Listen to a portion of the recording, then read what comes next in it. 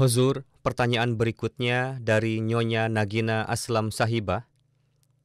Beliau meminta untuk dibacakan.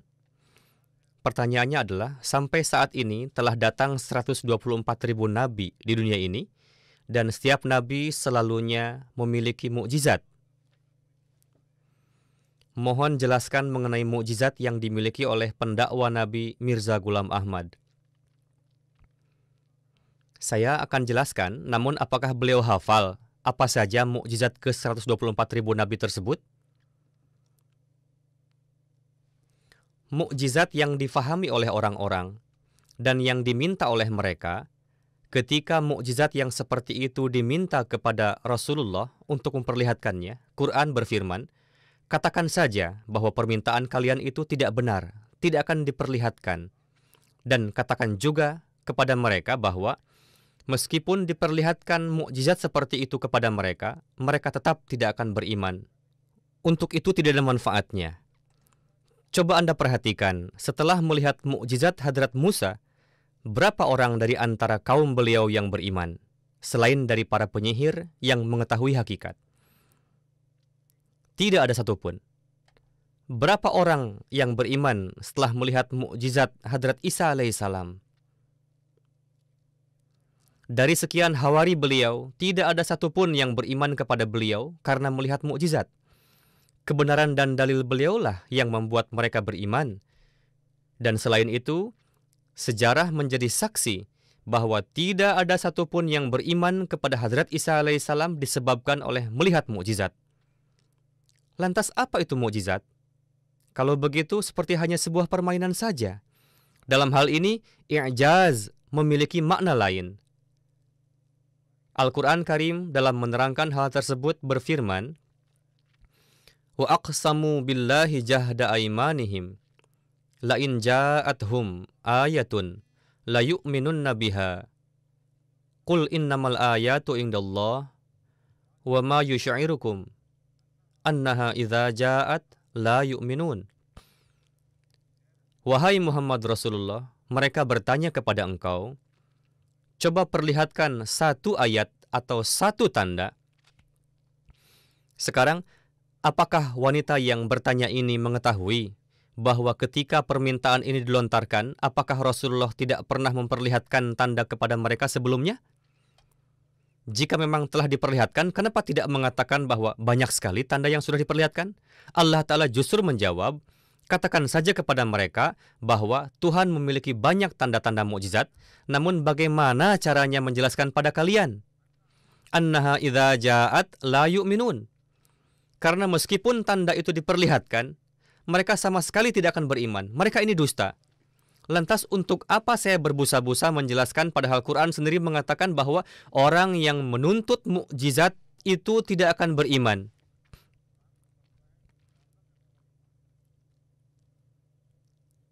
Lantas bagaimana orang-orang menjadi beriman? Dalam hal ini, Quran telah menjelaskan prinsip pokok yang jelas. Dan itu merupakan mukjizat Quran yang terbesar, yang dengannya kebenaran seorang pendakwa Nabi dapat diuji. Dijelaskan dalam 3 bagian. Banyak sebetulnya, namun dari sekian banyak, saya hanya akan menjelaskan 3 saja. Pertama, pendakwa yang mengaku datang dari Allah Ta'ala, dia mendakwakan menerima wahyu. Apakah ada sarana yang dapat membuat manusia bisa mendengar wahyu Tuhan kepada seorang hambanya? Misalnya mengatakan, saya dapat mendengarnya dan Tuhan tidak mengatakan apa-apa? Tidak ada yang dapat mengetahui hal itu. Lalu bagaimana orang beriman? Yakni setelah menyaksikan kehidupan masa lalu orang yang mendakwakan. Jika si pendakwa tersebut dari kecil sampai dewasa dan dari dewasa sampai usia 40 tahun, dikenal kebenarannya oleh seluruh masyarakat, dia tidak pernah melakukan kejahatan, tidak pernah dusta, tidak pernah melakukan suatu keburukan. Quran mengatakan, inilah saksi akan kebenaran pendakwaannya itu. Allah Ta'ala berfirman kepada Rasulullah, katakan kepada mereka, faqad labithu fikum umuran min qablihi afala ta'qilun. Artinya, sesungguhnya aku telah tinggal bersamamu beberapa lama sebelumnya, maka apakah kamu tidak memikirkannya? Kenapa kamu tidak melihatnya? Orang yang sejak kecil sampai dewasa, dari dewasa sampai tua, dikenal sebagai orang yang bersih dan berhati suci, sehingga orang yang mengenalnya, baik itu seagama maupun beda agama, memberikan kesaksian bahwa orang ini baik, dapat dipercaya, dan jujur. Lantas bagaimana mungkin pada umur 40 tahun, tiba-tiba orang yang jujur ini mengada-adakan dusta kepada Allah Ta'ala? Dalil ini telah disampaikan oleh pendiri Jemaat Ahmadiyah untuk menguji kebenaran pendakwaan beliau dengan mengatakan bahwa aku mendakwakan sebagai hamba sejati dari kalangan umat Rasulullah SAW sendiri, bukan mendakwakan nabi baru. Silahkan uji kebenaranku dengan ayat tersebut. Aku telah diutus Allah Ta'ala sebagai permisalan Al-Masih. Mendengar hal itu, mayoritas umat muslim saat itu menentang beliau. Para ulama besar yang tadinya sangat dekat dengan beliau, salah satunya adalah Muhammad Hussein Batalwi. Beliau merupakan imam ahli hadis di India saat itu. Cukup dikenal, sangat terkenal, bahkan sampai di negeri Arab. Beliau pernah menulis ulasan dalam buku Barahin Ahmadiyah yang ditulis oleh Hadrat Masih Maud alaihissalam, yakni pendiri Jemaat Ahmadiyah, mengatakan bahwa kami sangat mengenal secara pribadi kepada penulis buku Barahin Ahmadiyah, yakni pendiri Jemaat Ahmadiyah. Dan beliau memberikan pujian bahwa sejak dari zaman Rasulullah sampai hari ini, tidak ada satu orang pun yang telah melakukan jihad ilmu dalam sejarah Islam dengan jiwa, harta, lisan, dan pena untuk mendukung Islam seperti yang kita dapatkan di dalam buku ini, yakni buku Barahin Ahmadiyah. Lalu ketika pendiri Jemaat Ahmadiyah mendakwakan, orang ini, Hussein Batalwi, malah berbalik menentang dengan mengatakan, akulah yang telah mengangkatnya ke langit dan aku jugalah yang akan menjatuhkannya ke bumi. Sekarang kita lihat, kemana perginya Muhammad Hussein Batalwi yang selalu mengatakan bahwa aku tidak akan biarkan kalian terkenal di luar sana. Sampai saat ini, yang beriman kepada pendiri Jemaat Ahmadiyah telah menyebar di 150 negara. Memang ada juga agama yang menyebar pesat di dunia ini, namun orang yang dulunya sendiri, kehidupan masa lalunya menjadi saksi kebenarannya, namun ketika dia mendakwakan dari Tuhan, didustakan, ditinggalkan kerabatnya dan orang-orang, lalu Allah Ta'ala memberikan kemenangan kepada orang tersebut. Ini merupakan dalil kuat akan kebenaran seorang pendakwa. Itu jugalah yang disebut dengan mukjizat. Inilah mukjizat hakiki yang disampaikan oleh Al-Quran untuk mendukung para nabi. Lalu setelah itu, satu tanda yang berhubungan dengan kehidupan setelah pendakwaan disampaikan lagi oleh Al-Quran dengan mengatakan, menurut kalian orang ini telah berdusta atas nama Tuhan. Namun Quran mengatakan, walau taqawwala alaina ba'dul aqawil la'akhadna minhu bil yamin thumma laqata'na minhul watin fama minkum min ahadin anhu hajizin.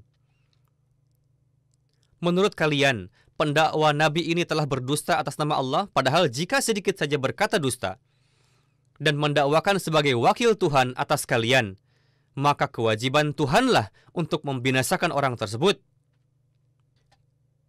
Karena bukanlah wewenang manusia untuk mengecek kebenaran seseorang, khususnya orang yang masa lalunya bersih. Jika dia berdusta, orang-orang pasti akan tertipu atau secara tiba-tiba misalnya dia gila. Adalah kewajiban Allah Ta'ala untuk memotong mata rantainya dan membinasakannya. Inilah sebabnya sekian banyak pendakwa kenabian palsu setelah Rasulullah dibinasakan dan tak tersisa. Silahkan Anda perlihatkan contoh pendakwa kenabian palsu yang masih terus berlangsung sampai saat ini. Namun standar Rasulullah SAW tersebut merupakan pengesahan untuk mendukung kebenaran yang datang setelah beliau Sallallahu Alaihi Wasallam. Arti ayat tersebut adalah, jika sedikit saja mengada-adakan dusta atas nama Allah, maka kami akan cengkram tangan kanannya. Maksudnya adalah sumber kekuatannya. Lalu akan kami potong urat nadinya, dan tidak ada di antara kalian yang dapat menghalang-halangi. Para penentang mengatakan bahwa Mirza Ghulam Ahmad terhindar dari azab Tuhan karena dibela oleh pemerintah Inggris katanya. Sehingga Tuhan tak berdaya melawan Inggris. Namun Quran menyangkal, "Fama minkum min ahadin anhu hajizin." Ketika kami memutuskan untuk mencengkeram, tidak ada lagi yang dapat menghalang-halanginya. Kalau kalian beranggapan demikian, ya sudah, beribadah saja kepada Inggris daripada kepada Tuhan. Olok-olokan apa ini beraninya mengatakan bahwa Mirza Sahib, pendiri Jemaat Ahmadiyah, selamat karena ditolong oleh Inggris? Bagaimana bodohnya tuduhan ini? Karena pada zaman kekuasaan Inggris pun tidak pernah ada satupun pasukan Inggris yang berjaga di rumah pendiri Jemaat Ahmadiyah. Padahal di luar sana berlalu lalang para penentang beliau yang haus dengan darah beliau. Namun takdir ilahilah yang menjaga beliau sehingga penentang tidak mampu menyentuh beliau. Ketika masih kecil saya ingat di Kadian, kaum Ahrar menggembar-gemborkan bahwa mereka akan meluluh lantahkan kampung Kadian. Dan pesannya akan kami kubur di sini katanya. Sekarang kemana perginya mereka? Bagaimana mungkin pesan Islam bisa ditahan? Inilah takdir Tuhan. Tuhan mengatakan bahwa membinasakan adalah tugasku, bukan kalian. Jika sudah aku putuskan, kalian tidak akan dapat menyelamatkannya. Inilah tanda kedua. Tanda yang ketiga, karena saya janjikan 3 untuk Anda, meskipun banyak sebetulnya, Quran Karim berfirman, "Afala yarawna anna na'til arda nankusuha min atrafiha afahumul ghalibun." Mafhum dari ayat ini adalah, apakah mereka tidak melihat bahwa kami terus menyempitkan tanah para penentang Rasulullah Shallallahu Alaihi Wasallam? Bagaimana para penentang itu akan unggul? Pihak yang teritorinya makin sempit, tanahnya makin sempit, lantas berkoar-koar mengatakan bahwa tanah kami luas dan kami akan menang. Memang tanah kalian luas, tapi ukurannya terus mengecil, menyempit. Seperti halnya sebuah kolam susu, jika kita masukkan setetes nila, meskipun si kolam berbangga diri dengan mengatakan, airku banyak, dan lain-lain. Namun setetes nila tadi akan merusak kolam susu tersebut. Inilah tanda kebenaran kenabian yang digunakan oleh Quran untuk mendukung kebenaran para nabi dengan kokohnya. Begitu juga yang menimpa pendiri Jemaat Ahmadiyah. Beliau ditinggalkan oleh kerabat dan segenap umat Islam saat itu menentang beliau.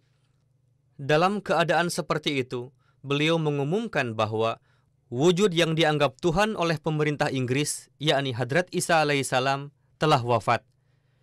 Namun di sisi lain, para penentang menuduh bahwa pendiri Jemaat Ahmadiyah adalah mata-mata Inggris. Yang membuat para ulama marah dan menentang beliau adalah karena beliau mengumumkan bahwa Nabi Isa alaihissalam telah wafat, yang notabene dianggap Tuhan oleh pemerintah Inggris. Bagaimana mungkin orang yang berani mengatakan seperti itu dikatakan sebagai mata-mata Inggris? Karena itu jugalah pemerintah Inggris pun memusuhi beliau alaihissalam, yakni pendiri Jemaat Ahmadiyah. Berkali-kali terjadi persidangan yang menyerang pendiri Jemaat Ahmadiyah untuk mendukung para penentang. Sedikitpun pemerintah Inggris tidak pernah membela pendiri Jemaat Ahmadiyah. Meskipun demikian, tidak hanya umat yang seagama dengan beliau, para pengikut agama yang dianut pemerintah Inggris pun menentang beliau, yang mana seluruh pendeta di Hindustan pada saat itu menentang beliau. Pendetalah yang telah memejahijaukan beliau dengan tuduhan pembunuhan berencana, dan itu didukung oleh pemerintah saat itu, yakni Inggris. Lalu umat Hindu menentang beliau karena pendiri Jemaat Ahmadiyah mendakwakan diri sebagai Krishna. Kalau memang beliau pendusta, bagaimana mungkin beliau malah terus semakin berani untuk mendakwakan dan mendakwakan lagi? Kalau memang beliau pendusta, dalam keadaan di mana seluruh negeri menentang beliau, dan menurut mereka pun Tuhan tidak akan menolong pendusta, malah Tuhan pun mengatakan bahwa aku pun ingin membinasakan pendakwa palsu, bagaimana mungkin si pendakwa palsu tersebut bisa selamat?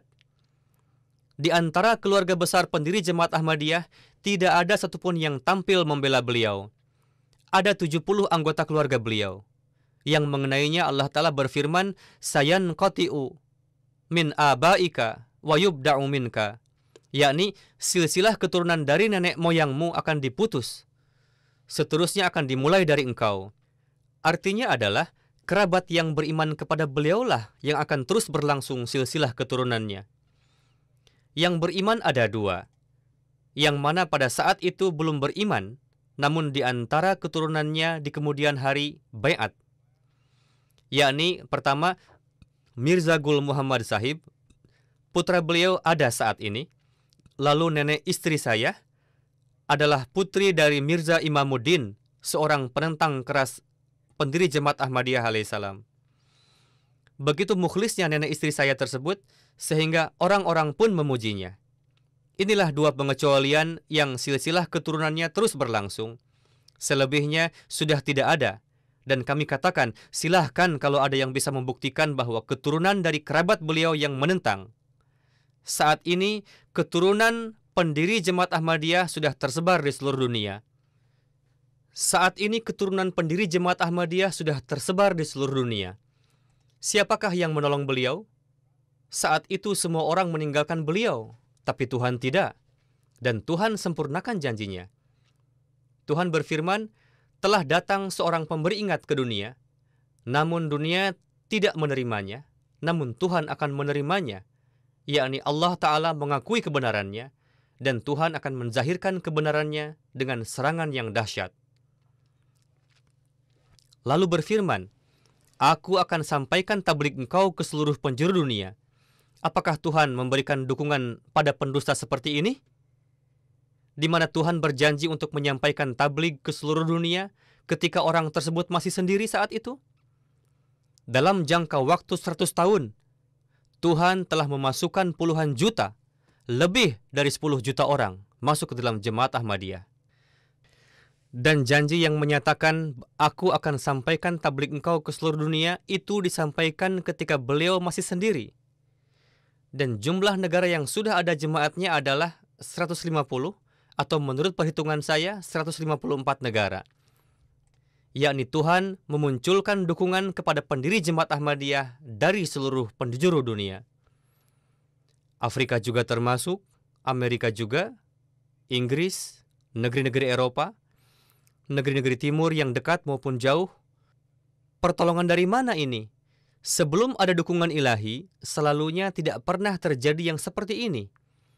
Jika Tuhan memperlakukan seperti ini kepada pendiri Jemaat Ahmadiyah, lalu apa kesalahan pendakwa nabi palsu yang telah datang sebelum ini?